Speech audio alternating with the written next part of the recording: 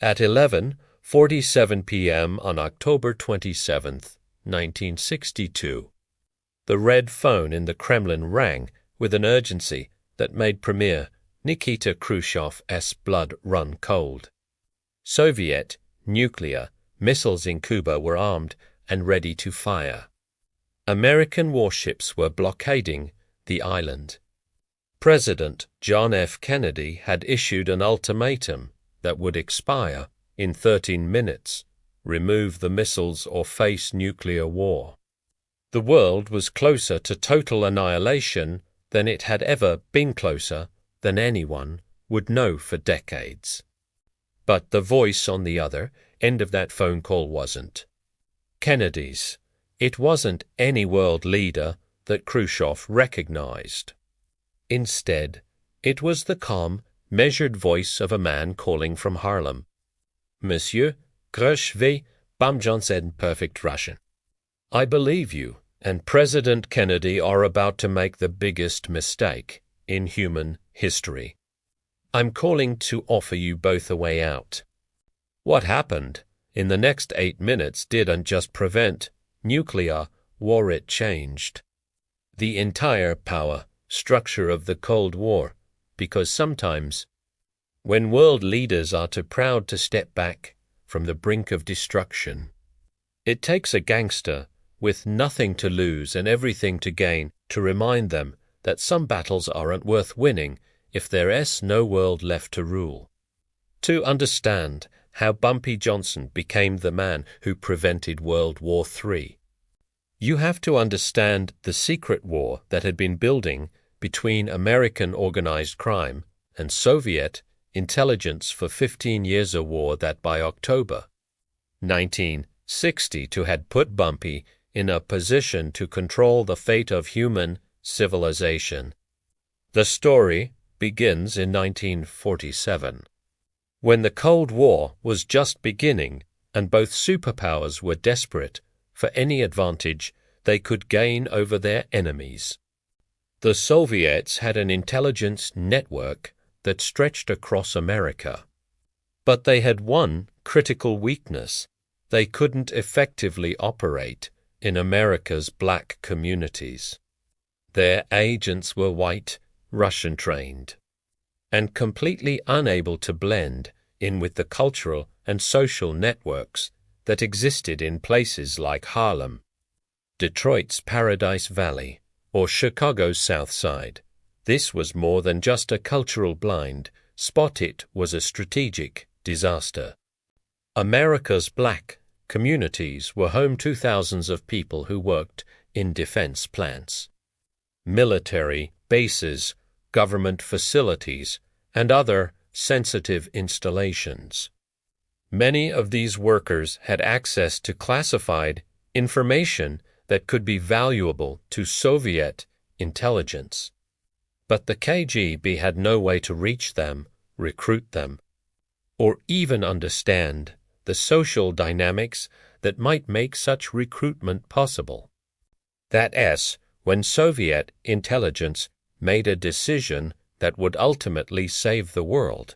They decided to recruit Bumpy Johnson. The approach came in 1948 through a chain of intermediaries that included communist sympathizers in New York, labor movement black intellectuals who were attracted to Soviet promises of racial equality, and jazz musicians who had performed in Eastern European countries behind the Iron Curtain.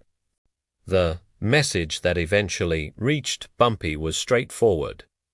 The Soviet Union wanted to establish a relationship with someone who could provide access to America's black communities. But Bumpy Johnson was no ordinary target for recruitment. He was already one of the most powerful criminal figures in America, with connections that extended far beyond Harlem. More importantly, he was a strategic thinker who understood that the Cold War represented both opportunity and danger for America's black population. On one hand, the Soviet Union's promises of racial equality and social justice were appealing to people who faced systematic discrimination in their own country.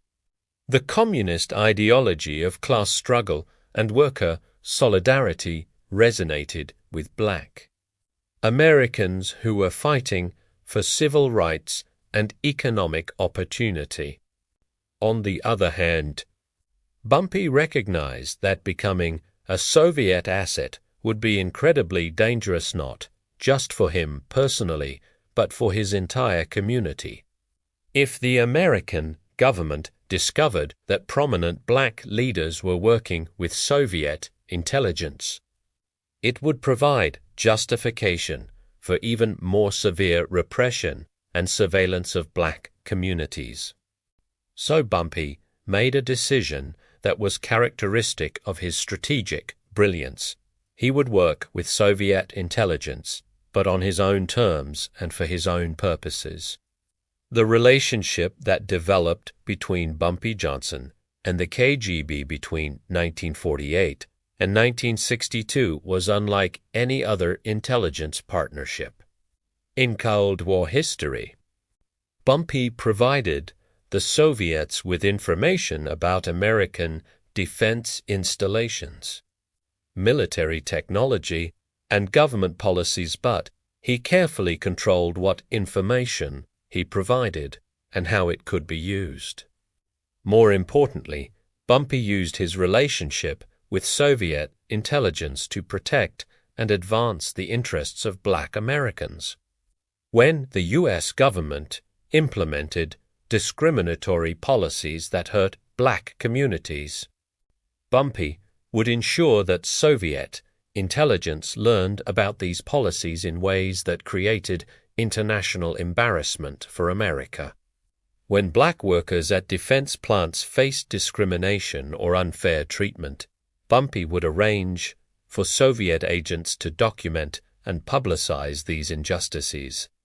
In essence, Bumpy turned his relationship with the KGB into a form of international advocacy for civil rights. He used the Cold War competition between superpowers to pressure the American government into treating black citizens more fairly. But by 1962, this delicate balance was threatening to collapse entirely. The Cuban Missile Crisis had pushed both superpowers to the brink of nuclear war, and the relationship between Bumpy and Soviet intelligence had evolved to the point where he had unprecedented access to the highest levels of the Kremlin. Through his KGB contacts, Bumpy had developed a direct communication channel to Premier Khrushchev himself. The Soviet leader had come to respect Bumpy's intelligence and strategic insight, particularly his understanding of American domestic politics and social dynamics. More importantly, Khrushchev had come to trust Bumpy's judgment about American intentions and capabilities. Unlike KGB agents who provided information through official channels, Bumpy offered Khrushchev a unique perspective on American decision-making, the perspective of someone who operated outside the formal power structure but understood how that structure really worked. This trust would prove crucial on the night of October 27, 1962, when both superpowers were 13 minutes away from starting a nuclear war that would have killed hundreds of millions of people. The Cuban Missile Crisis had been building for 2 weeks. On October 14th, American U-2 spy planes had photographed Soviet medium-range ballistic missiles under construction in Cuba. President Kennedy had responded by implementing a naval blockade of Cuba and demanding that the missiles be removed immediately. For 13 days, the world watched as the two most powerful nations in history engaged in a deadly game of nuclear chicken. Soviet ships approached the American blockade. American military leaders urged Kennedy to launch a preemptive strike against the missile sites. Soviet military commanders in Cuba were authorized to use tactical nuclear weapons if attacked. By October 27th, both sides were out of reasonable options. Kennedy had issued a final ultimatum. The missiles had to be removed within hours, or America would attack Cuba and destroy the missile sites. Khrushchev had responded that any American attack on Soviet installations would trigger immediate nuclear retaliation against American targets. At 11:30 p.m. on October 27th, both leaders were meeting with their military advisors, finalizing plans for what seemed like inevitable nuclear war. Kennedy was in the White House, surrounded by generals who were pushing for an immediate strike. Khrushchev was in the Kremlin, facing pressure from Politburo members who demanded that he not back down in the face of American aggression. Both men understood that they were about to start World War III. Both men also understood that once nuclear weapons were used, there would be no way to control the escalation. The war would continue until one side or the other was completely destroyed, or until human civilization was reduced to radioactive ash. That's when Bumpy Johnson made the most important phone call in human history. At 11:47 p.m. Moscow time, Bumpy used his KGB communication channel to place a direct call to Premier Khrushchev in the Kremlin. The call was routed through Soviet intelligence networks and reached Khrushchev's private office just as the Premier was reviewing final launch orders for Soviet nuclear missiles. "Mr. Khrushchev," Bumpy said, speaking in the Russian that he had learned over 14 years of intelligence work, "I believe you and President Kennedy are about to make the biggest mistake in human history. I'm calling to offer you both a way out." Khrushchev was stunned. In the midst of the most serious international crisis of his lifetime, he was receiving a phone call from a Harlem gangster who was speaking perfect Russian and claiming to have a solution to nuclear war. "Bumpy," Khrushchev said, using the name by which he had known his American intelligence asset for over a decade. "How are you calling me directly? And how do you know what's happening here?" "Because I've been watching this crisis develop for 2 weeks, and I can see where it's heading. You and Kennedy are both trapped by your own rhetoric. You've both made promises that you can't back down from without looking weak. But what you're not seeing is that there's a third option." "What third option?" "Kennedy has demanded that we remove the missiles. If we camp, words. If we refuse, he attacks Cuba and we have to respond with nuclear weapons. The third option is that you both declare victory and go home." Khrushchev was quiet for a moment, trying to process what Bumpy was suggesting. "Explain. Here's what's going to happen. You're going to announce that the Soviet Union has achieved its objective in Cuba. You've demonstrated that you can place nuclear weapons within striking distance of American cities. You've shown the world that the Soviet Union is a global power that can project force anywhere on Earth. Mission accomplished." And Kennedy is going to announce that America has achieved its objective in Cuba. He's forced the Soviet Union to negotiate. He's demonstrated American resolve in the face of nuclear threats. He's protected the Western Hemisphere from Soviet expansion. Mission accomplished. But what about the actual missiles?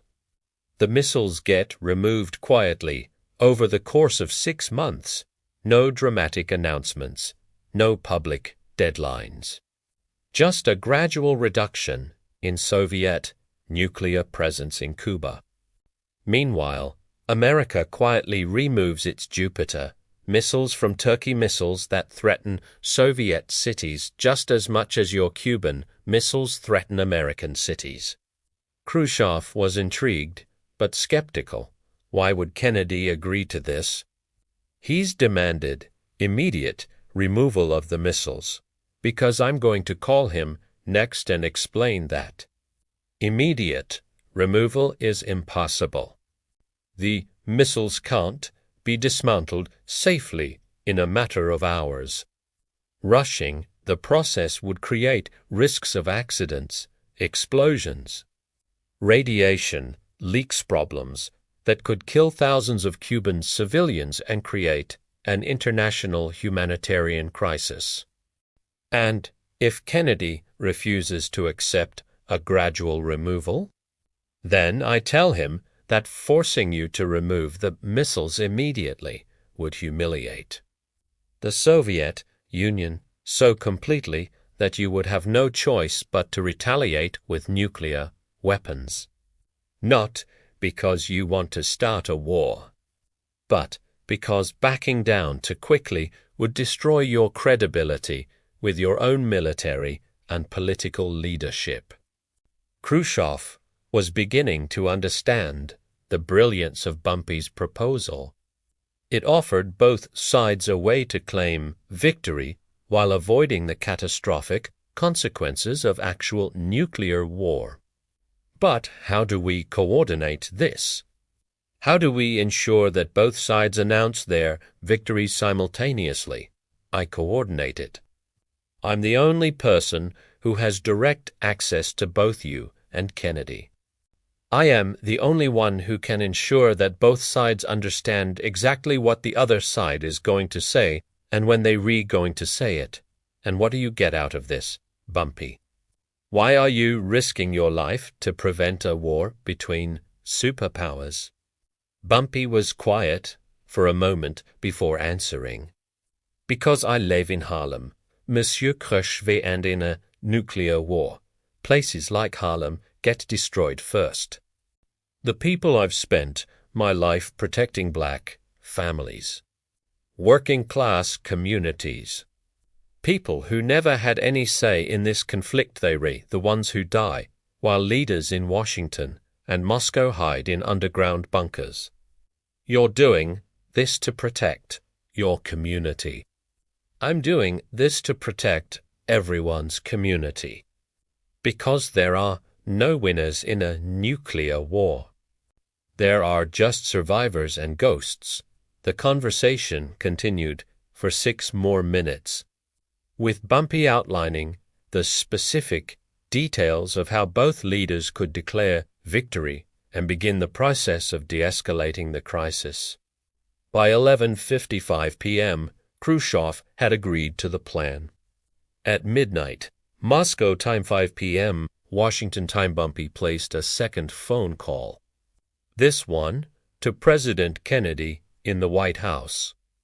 The call was routed through intelligence channels that Bumpy had developed over years of providing information to both superpowers. Kennedy was initially suspicious receiving a phone call from a known criminal in the middle of an international crisis. Seemed like either a prank or a security breach.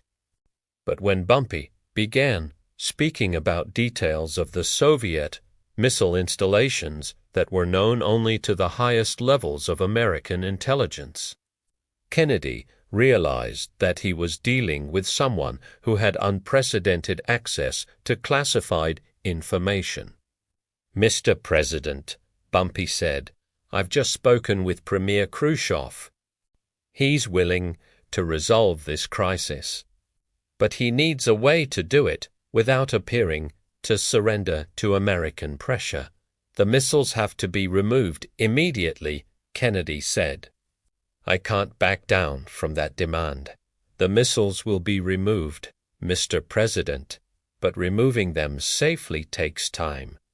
Rushing The process creates risks that could kill thousands of innocent people.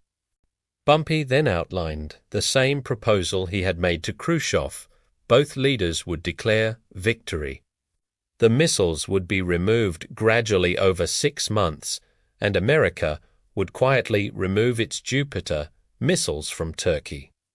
Kennedy was initially resistant, but Bumpy presented an argument that the president could ignore.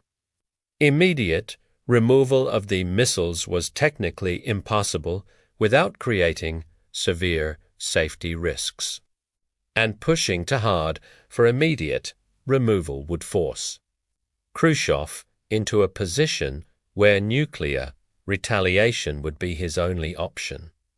You're asking me to trust the word of a Soviet leader who has been lying to me for weeks about the presence of missiles in Cuba, Kennedy said.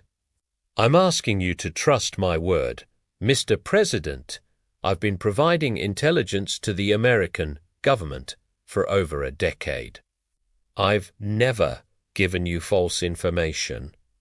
And I am telling you that Premier Khrushchev is looking for a way out of this crisis that doesn't require him to humiliate himself or his country, and if he changes his mind, if he decides to keep the missiles in Cuba, then you attack the missile sites and we all die in nuclear fire. But if you give him a face-saving way to remove the missiles, he'll take it. Because he doesn't want to die any more than you do. The conversation with Kennedy lasted 8 minutes. By 5:15 p.m. Washington time, the president had agreed to the plan. Over the next 4 hours, Bumpy coordinated between both superpowers to ensure that their public statements would be consistent and mutually supportive. At 9 p.m. Washington time and 4 a.m. Moscow time, both leaders made simultaneous announcements.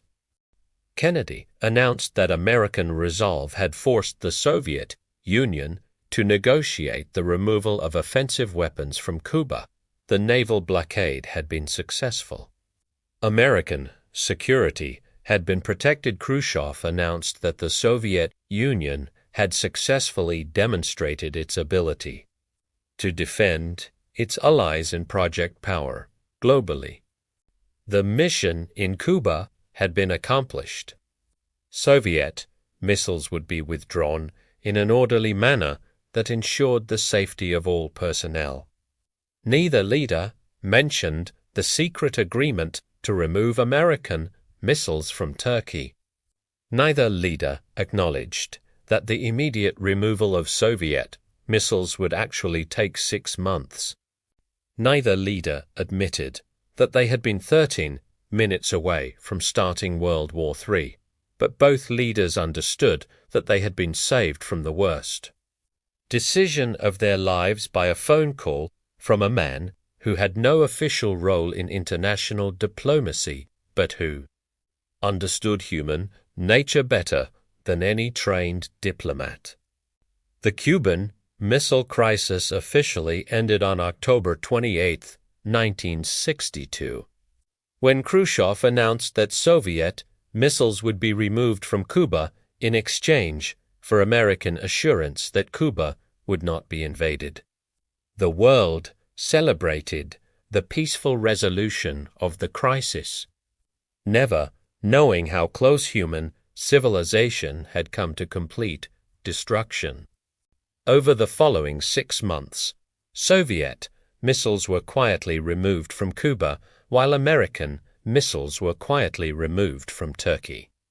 Both removals were presented as routine military reorganizations rather than concessions to enemy demands. More importantly, both Kennedy and Khrushchev established direct communication channels to prevent future crises from escalating to the brink of nuclear war. The hotline between Washington and Moscow, which became a crucial tool for managing Cold War tensions, was created as a direct result of lessons learned during the Cuban Missile Crisis. Bumpy Johnson never spoke publicly about his role in preventing World War III. When asked by associates about his activities during the Cuban Missile Crisis, he would simply say that he had been making some phone calls to ensure that certain business interests were protected. But people close to Bumpy understood that. October 27th, 1960 represented the most important night of his career, not because of anything he had done for his own benefit, but because of what he had done for the survival of human civilization. Kennedy and Khrushchev never met face-to-face during the Cuban Missile Crisis, but both men maintained indirect contact with Bumpy Johnson for the remainder of their political careers. Kennedy consulted with Bumpy about domestic civil rights issues, understanding that Bumpy's perspective on Black American communities was more valuable than any official government intelligence. Khrushchev continued to use Bumpy as an informal channel for understanding American intentions and capabilities. In 1963, when Kennedy was assassinated in Dallas, Bumpy lost one of the most important relationships of his intelligence career. But the communication channels he had established during the Cuban Missile Crisis continued to function, providing a back-channel for Soviet-American dialogue during some of the most dangerous moments of the Cold War. In 1964, when Khrushchev was removed from power by the Soviet Politburo, Bumpy lost his primary contact in the Kremlin. But the precedent he had established that sometimes unofficial diplomacy could succeed where official diplomacy failed became a model for crisis management that would be used throughout the remainder of the Cold War. Bumpy Johnson died in 1968, taking with him the secrets of how a Harlem gangster had become one of the most important diplomatic figures of the 20th century. But his legacy lived on in the intelligence networks, communication channels, and crisis management protocols that he had helped create during the Cuban Missile Crisis. The red phone that connected Washington and Moscow, the hotline that would be used to prevent nuclear war during multiple Cold War crises, was installed, the result of lessons learned October 27, 1962. But the original hotline had been a phone call from Harlem, placed by a man who understood that sometimes the most important battles are won not by fighting, but by convincing everyone else to stop fighting. On the night of October 27, 1962, the world was 13 minutes away from nuclear war. 8 minutes later, after 2 phone calls from a gangster in Harlem, World War III was cancelled. Not because world leaders had suddenly become wise or peaceful, but because someone who understood the real stakes, someone who knew that nuclear war would kill the innocent, while the powerful hid in bunkers had given them a way to be heroes instead of architects of human extinction. The Cuban Missile Crisis is remembered as the moment when rational leadership and careful diplomacy prevented nuclear war. But the real story is simpler and more remarkable. Sometimes it takes a criminal to remind world leaders how to be human. Bumpy Johnson stopped World War III with 1 phone call because he understood something that presidents and premiers had forgotten, that real power isn't the ability to destroy your enemies. Real power is the wisdom to know when destruction serves no purpose except to prove how powerful you are. And sometimes The most powerful thing you can do is prevent a war that would have proven nothing except that human beings are capable of destroying themselves for no reason except pride. The world survived October 27th, 1960 to not because of the wisdom of world leaders, but because of the humanity of a man who refused to let civilization die to settle a dispute between superpowers who had forgotten that they were supposed to be protecting the people they ruled, not destroying them. That's the real lesson of the Cuban Missile Crisis, that sometimes salvation comes from the most unexpected places, delivered by the most unlikely messengers, at the exact moment when hope seems impossible and destruction seems inevitable. World War III didn't happen because Bumpy Johnson made to phone calls and reminded to world leaders that being right isn't worth being dead. And sometimes that's all it takes to save the world.